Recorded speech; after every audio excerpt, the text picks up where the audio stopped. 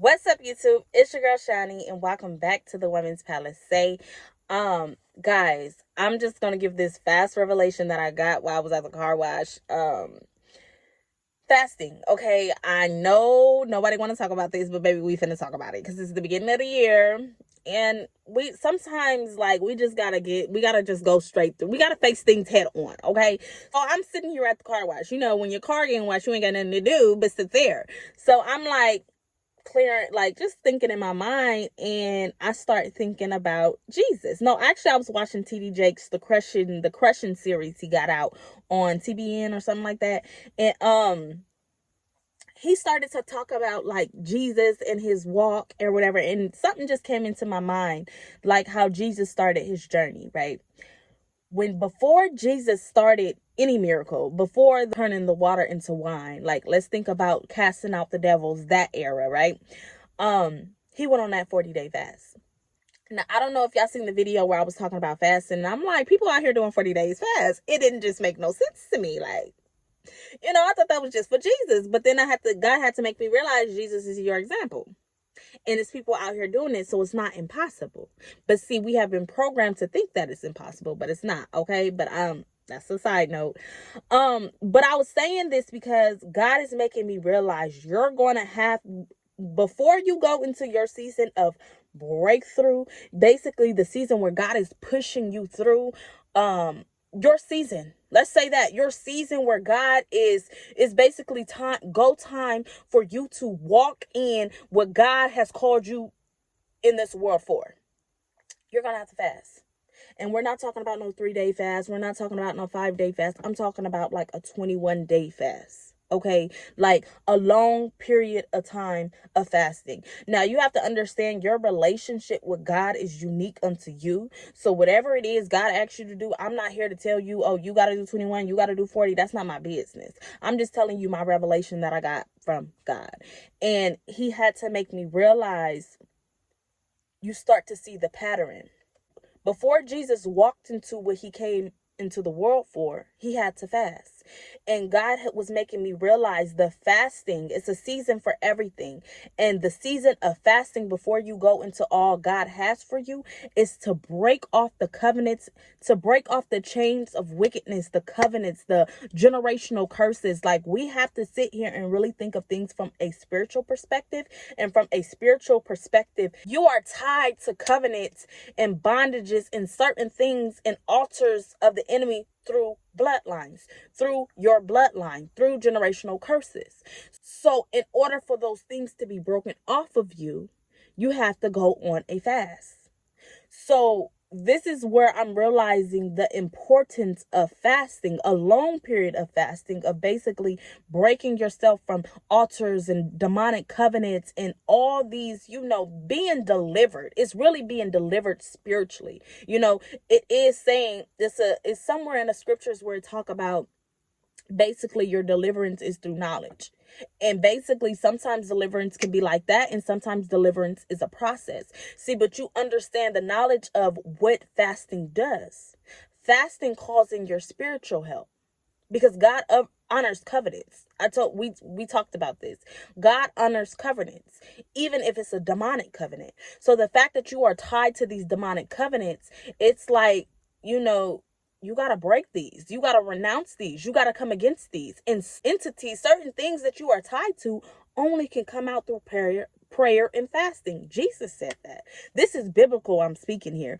And the reason why I'm bringing this up, because nobody want to talk about this. Like I said, nobody wants to fast. I don't want to fast. But you got to get to a point, like I said, you got to face things head on. You're going to either spend your whole life going through cycles, going through things because these altars have your destiny at their altar, or you're going to be able to understand that you can do all things through Christ. You're going to have to take one day at a time. You're not going to have to sit here and be like, oh my gosh, I got to go on a 40-day fast, or I got to go on a 21-day fast. No, you're going to be like, you know what, God, I am calling on you. This is the time where baby, you got to show me your strength. This is the time where you got to get into a stance of, God, I need you. I need your word to manifest into my life, because I'm not going to be able to do this by myself. But guess what? I don't want to continue to go through the same cycle. I don't want to continue to keep doing the same thing. I want to be set free. And whoever the Son sets free is free indeed. But guess what? It's going to be either now or never. I've been talking about this with my grandma, and I said our habits. We are really breaking generational curses or breaking bad habits.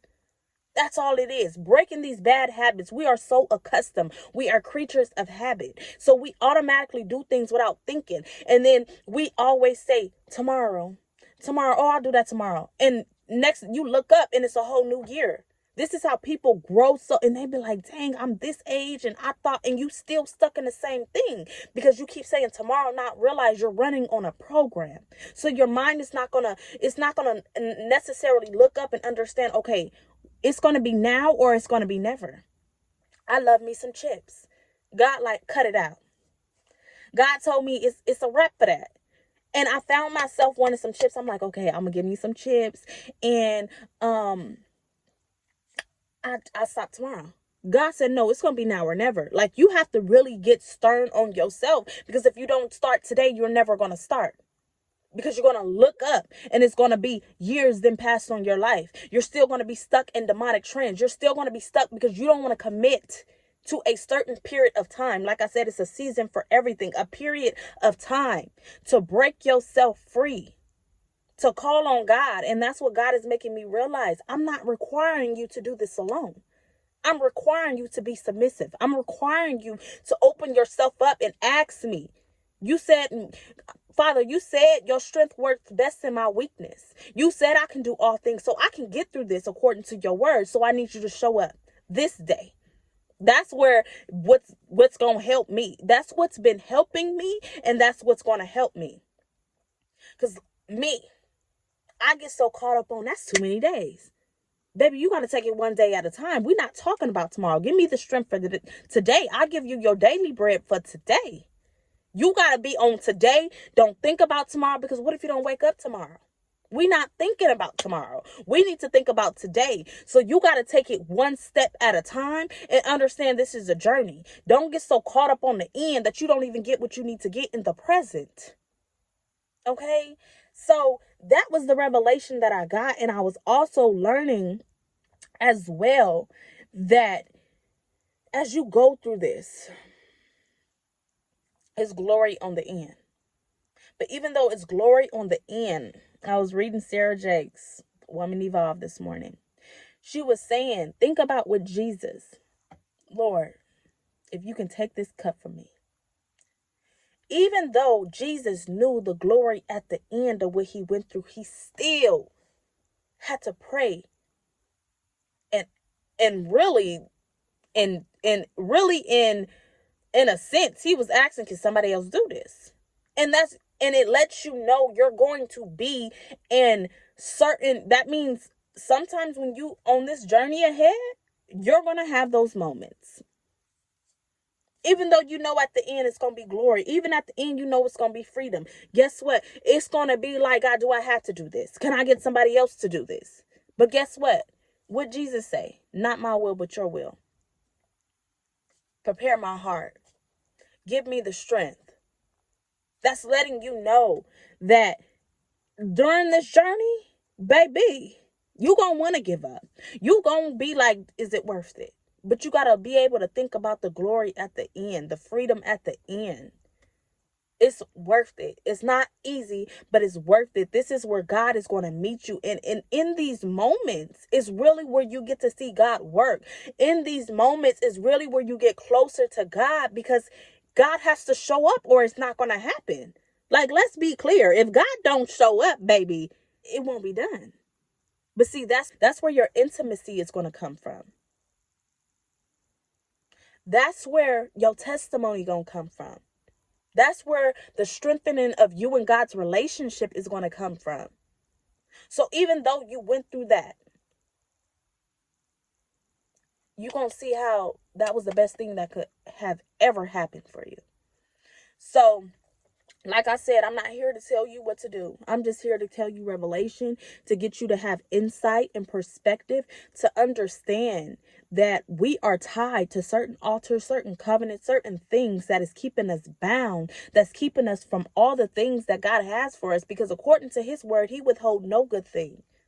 from those who walk uprightly. So if you're walking with God, if you're a born again Christian, I'm not sitting here saying life should be perfect, but nothing should be bounded up. Nothing should be tangled up in bondage. Certain things in your life should be flowing. And if it's not flowing, that means you got to be able to understand that something spiritual is taking place. That means you got to be able to go and make sure that everything is not tied up, but things are set free so things can flow. So you can do everything that you need to do. You can do everything that God have called you to do.